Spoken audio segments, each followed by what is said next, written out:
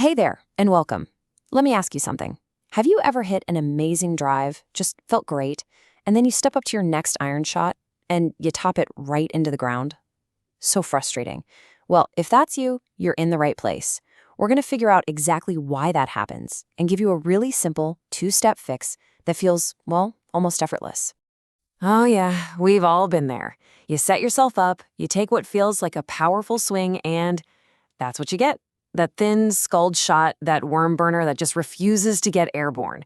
It is probably one of the most maddening shots in golf. But here's the good news, it is absolutely fixable. So let's dive right into the diagnosis. Why does this keep happening? Here's a secret. It's not because you're a bad golfer. Not at all.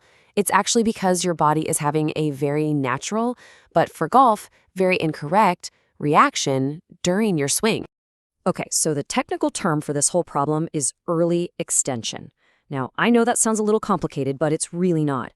All it means is that you're pulling your chest up and away from the ground right when you're about to hit the ball.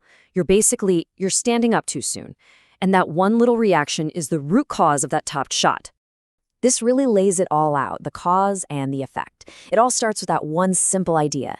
I'm going to try to absolutely crush this ball. We all feel it. But look at the chain reaction. You swing way too hard, so your chest pulls up, your legs straighten out, and the club has no choice but to come right up with you, catching just the top half of the ball. It all starts with trying to do too much. All right, so if swinging harder is actually the problem, what on earth is the solution? This is where we need a total mindset shift. The key isn't about finding more power. It's about finding more control, better posture. It's all about being effortless. And here's the number I want you to burn into your brain. 80%. The ideal swing effort you're looking for is not 100%. I know, it sounds completely backward, right? But dialing back your power is the real secret to that pure, crisp contact. The cure isn't brute force. It's all about smooth technique and control. So, let's get right to the point. Your one and only goal from now on should be to just maintain your posture, stay down through the shot. You don't have to help the ball get into the air. That's what the loft on the club is for.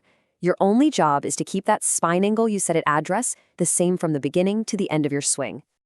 So we figured out the problem, and we've shifted our thinking from raw power to smooth posture. Awesome. Now, let's get to the cure. It's a really simple two-step fix with a couple of drills you can start practicing today. Okay, first up is what I call the belt buckle drill. When you set up to the ball, just notice how your belt buckle is pointing a little bit down towards the ground. That's it. Your only thought during the swing is to keep it pointing down through the moment of impact.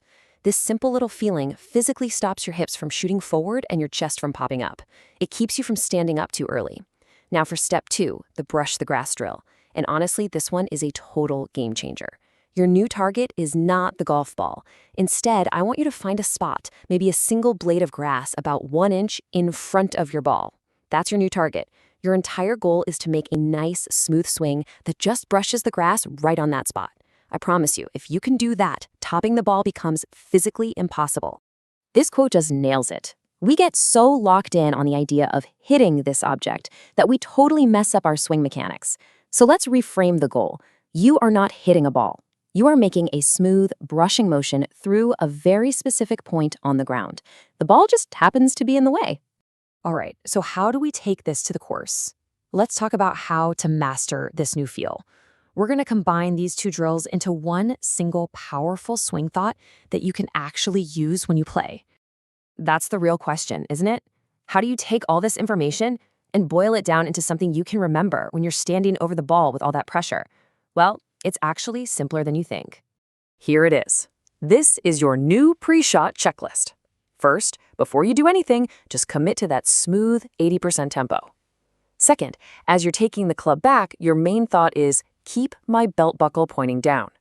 And third, your target is not the ball. It's that little spot of grass just in front of it. That is the entire sequence. You master those 3 simple thoughts, and you've mastered the shot. The whole key here is to master this feeling of being effortless, where it's your control and your posture that create that pure, crisp contact you're looking for. For even more step-by-step fixes, you can always visit golflocality.com. If this 2-step fix helps you finally get the ball airborne, make sure to subscribe to the Golf Locality channel so you never miss another swing tip.